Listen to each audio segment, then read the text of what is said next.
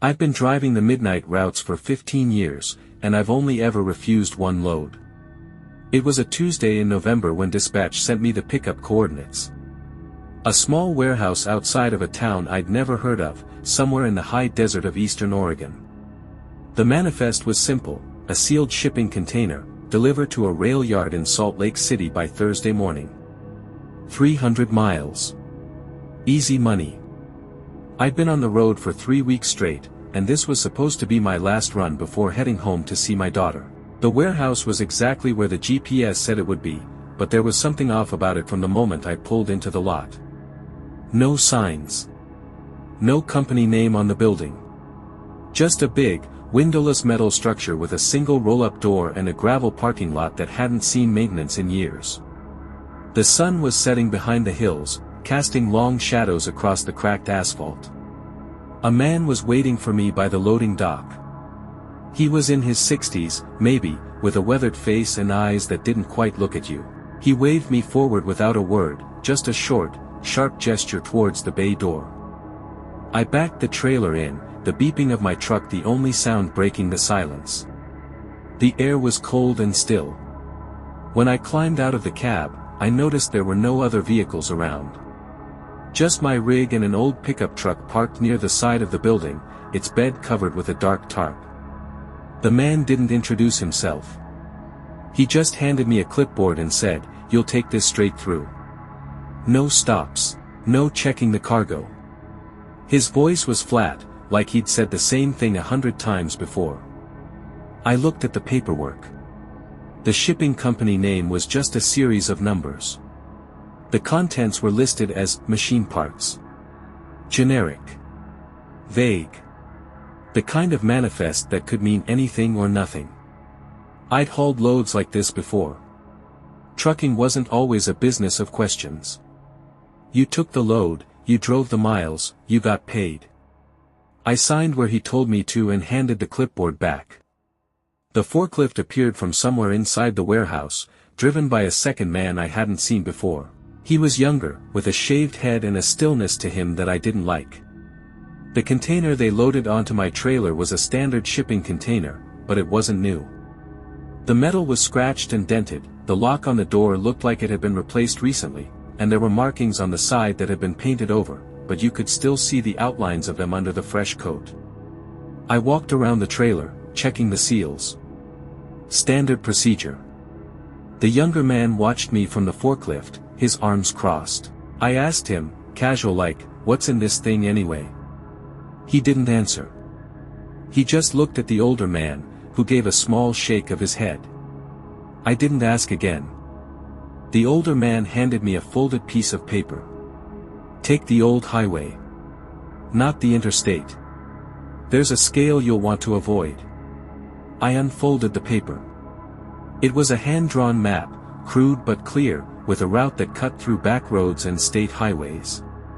An extra hour of driving, easy. I opened my mouth to object, but the older man was already walking back towards the warehouse. "Just do it," he said without turning around. "And don't open the container." I stood there for a long moment, watching them disappear into the dark building. The roll-up door came down with a loud clang, and suddenly I was alone in the empty lot, the only light coming from my own headlights and a single security lamp mounted above the bay door that flickered once, twice, and then held steady. I got back in the cab and sat there for a minute, my hands on the steering wheel. My gut was telling me to call dispatch, to refuse the load, to tell them I wasn't comfortable with this. But the money was good. Too good. And I had bills to pay. I started the engine, pulled out of the lot, and pointed my rig towards the old highway. The first hour was uneventful. The road was empty, the desert stretching out on either side, dark and vast under a sky that seemed to swallow all the stars. I had my radio on low, some late-night talk show that I wasn't really listening to. My mind kept drifting back to the warehouse. The way those two men had watched me. The silence when I asked about the cargo. I was about 30 miles in when I heard the first sound. A low thud from behind me, like something heavy shifting in the trailer. I glanced in my side mirror, but everything looked normal. The container was dark, sealed, just a metal box on the back of my truck. I told myself it was the road. The old highway was rough in places, potholes and uneven pavement. Stuff shifted all the time. But then I heard it again. This time it was different. It wasn't a thud. It was a scrape. A slow, deliberate sound, like something being dragged across the metal floor of the container. I turned the radio off. The silence that followed was worse than the noise. I listened for a full minute, my ears straining, but there was nothing. Just the hum of my engine and the wind against the windows. I was imagining things. I'd been on the road too long. The mind played tricks on you out here, especially at night. I was tired, that was all. I reached for my coffee and took a long drink, forcing myself to focus on the road ahead. The white lines disappearing under my headlights. The familiar rhythm of driving. It was another 20 minutes before the next sound. And this one I couldn't explain away. It was a knock. 3 slow, deliberate knocks on the interior wall of the container. The kind of knock you'd make on someone's front door. My hands went cold on the steering wheel. I stared at my rearview mirror, at the dark container behind me, and I didn't move. I didn't breathe. I waited for it to happen again. It didn't. But now my mind was racing. Machine parts didn't knock. Machine parts didn't scrape and shift and make sounds that felt deliberate. I thought about the painted-over markings on the container. I thought about the hand-drawn map.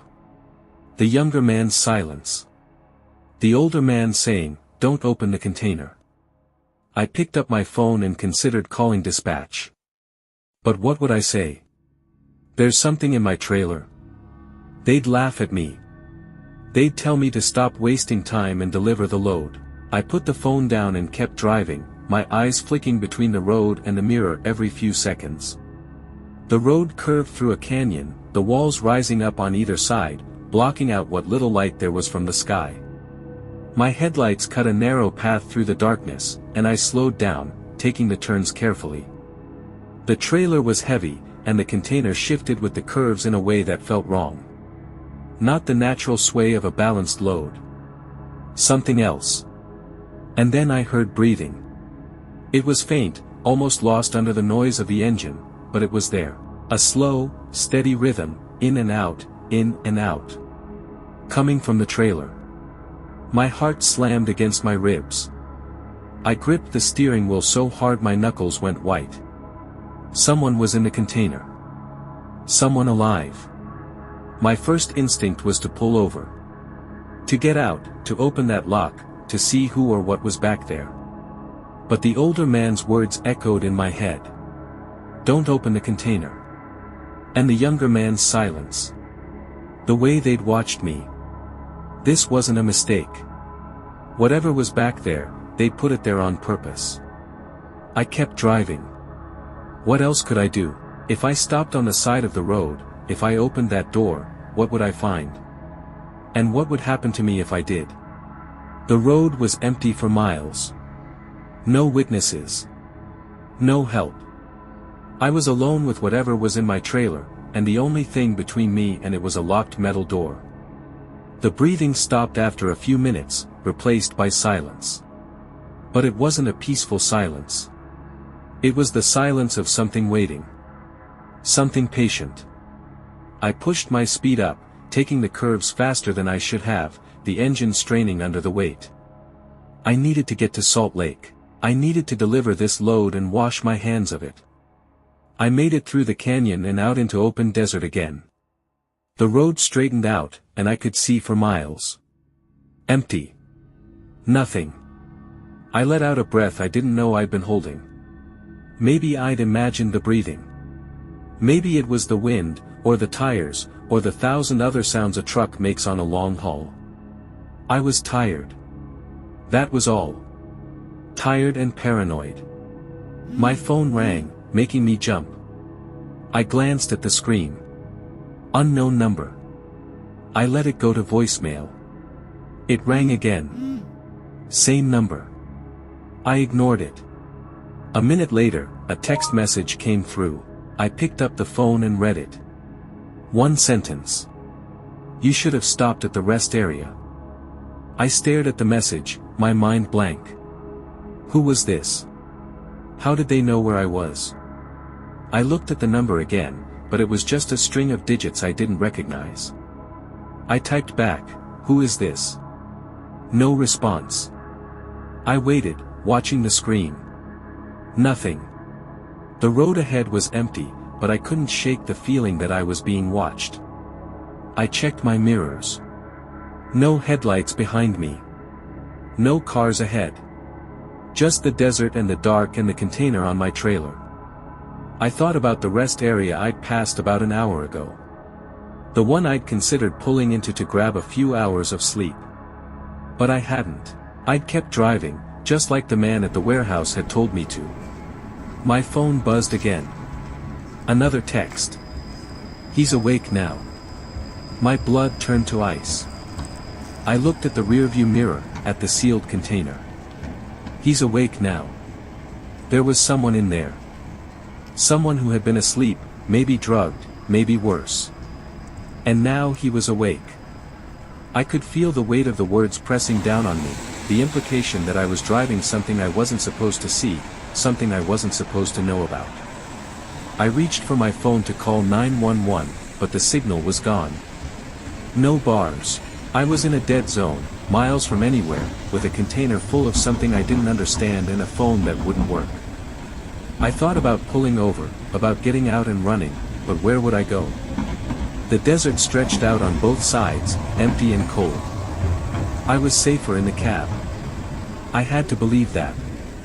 The knocking started again. Louder this time. More urgent.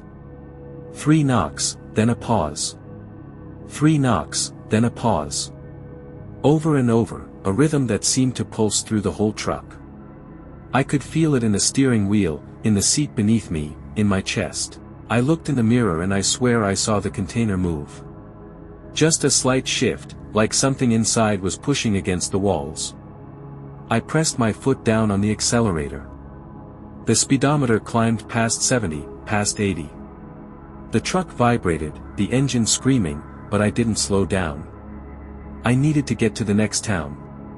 To a gas station, a police station, anywhere with people and lights and answers. The road blurred in front of me, the white lines merging into a single, unbroken stream. The knocking stopped.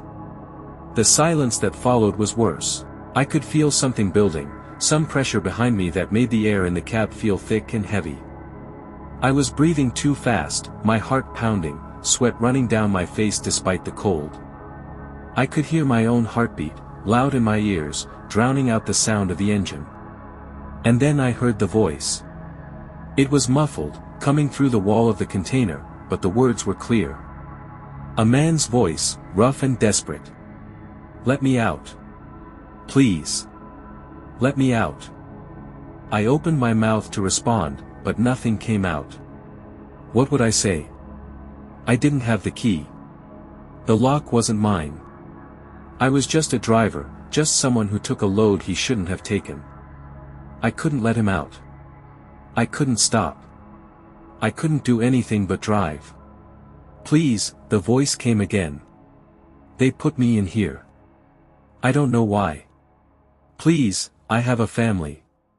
I have a daughter. Please. My eyes filled with tears. I thought about my own daughter, waiting for me at home. What if it was her in that container? What if someone had taken her, locked her in a metal box on the back of a truck, and the driver just kept going because he was scared? I couldn't do it. I couldn't be that man. I started looking for a place to pull over. A wide shoulder, a dirt road, anywhere I could stop and figure out what to do. But the road was narrow here, the shoulders dropping off into steep ditches on either side. I had to wait. Just a few more miles, and there was a junction, a crossroads with a gas station. I could stop there. I could get help. The voice didn't speak again, but I could hear movement now. Shifting, scraping, the sound of something being dragged across the floor. And a new sound, one that made my stomach turn. A low, guttural sob. The sound of a man who knew he was being left behind. I pushed the truck harder. 85. 90. The engine was screaming, the whole rig shaking, but I kept my foot down. The junction was close. I could see lights in the distance, the faint glow of a gas station sign. I was going to make it. I was going to stop, and I was going to open that container, and whatever was inside, I was going to deal with it. My phone buzzed again. I glanced down. A new text message. 3 words. Don't stop here. I looked up, and I saw the lights. But they weren't from a gas station. They were from 2 vehicles parked across the road, blocking the junction. Dark SUVs, no markings, their headlights cutting through the night like searchlights. And standing between them, silhouetted against the glare, were 2 figures. One tall, one shorter. Waiting. I slammed on the brakes. The truck shuddered, the trailer fishtailing behind me, the container groaning under the strain. I came to a stop 50 yards from the roadblock, my headlights illuminating the figure standing there. The taller one stepped forward, and I recognized him. The younger man from the warehouse. The one with the shaved head and the stillness. He walked towards my truck, calm and unhurried, his hands in his jacket pockets. I sat there, frozen, my hands still on the steering wheel, my heart pounding so hard I thought it might burst. He stopped by my driver's side window and looked up at me. His face was expressionless, his eyes dark and empty. He raised his hand and tapped on the glass. 2 taps. A signal. I rolled the window down, my hand shaking. The cold air rushed in, and with it, his voice. "You did good," he said. "Almost there. Just pull around them and keep going. The rest area is closed tonight." I looked past him at the roadblock. The 2 SUVs, the other figure standing between them. The lights from the gas station I'd seen weren't from a gas station at all. They were from a building behind the roadblock, a low, windowless structure that looked like the warehouse I'd left hours ago. Another warehouse. Another loading dock. "What's in the container?" My voice came out as a whisper. The younger man tilted his head, like he was considering whether to answer. Then he smiled. It wasn't a friendly smile. "You don't want to know," he said. "And you're not going to ask again. You're going to pull forward, you're going to drop the load, and you're going to forget this ever happened. Understand?" I looked at him. At the SUVs. At the dark building behind them. And I understood. I understood that I wasn't just a driver. I was part of something. A link in a chain. A man who moved things from one place to another without asking questions. The same way I'd always done. I put the truck in gear and pulled forward. The SUVs moved aside, their headlights sweeping over me as I passed. I drove towards the building, towards the loading dock where another forklift was waiting, driven by another man I didn't know. I backed the trailer in, just like I'd done before. I killed the engine. And I sat there, alone in the dark, while they unloaded the container. I didn't look. I kept my eyes on the dashboard, on the clock that read 3:47 a.m., on the miles I'd driven and the miles I had left. I heard the forklift, the clank of the container being lifted off my trailer. I heard voices, low and quick, but I couldn't make out the words. And then I heard something else. A sound I'll carry with me for the rest of my life. It was a scream. Muffled, cut off quickly, but unmistakable. A human scream, coming from the container. And then silence. I don't know how long I sat there. Minutes, maybe hours. Eventually, the younger man came back to my window. He handed me a thick envelope. Cash. More than the original price. "You're done here," he said. "Head back the way you came. Don't talk about this. Don't think about this." I took the envelope. My hands were steady now. That surprised me. I started the engine, pulled away from the loading dock, and drove back towards the highway. The SUVs were gone. The building was dark. It was like none of it had ever happened. I drove through the rest of the night without stopping. The sun came up over the desert, and the world looked normal again. I passed other trucks, other drivers going about their business, and I wondered how many of them had stories like mine. How many of them had carried something they didn't want to know about. How many of them had heard a scream and kept driving. I made it to Salt Lake by noon. I dropped the empty trailer at the rail yard like I was supposed to. I called dispatch and told them I was heading home. They didn't ask any questions. They never do. I've been home for 3 days now. My daughter asked me if something was wrong, if I was feeling okay. I told her I was just tired. I didn't tell her about the container. I didn't tell her about the voice saying, "I have a daughter." I didn't tell her about the scream, "I'm going back out next week. I have bills to pay. And I know that if dispatch sends me another load like that one, I'll take it." That's what keeps me up at night. Not what was in the container.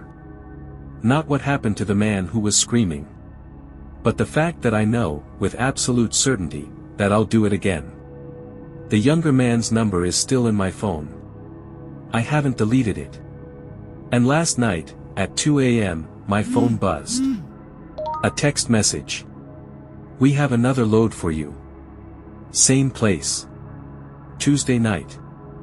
I haven't responded yet. But I will.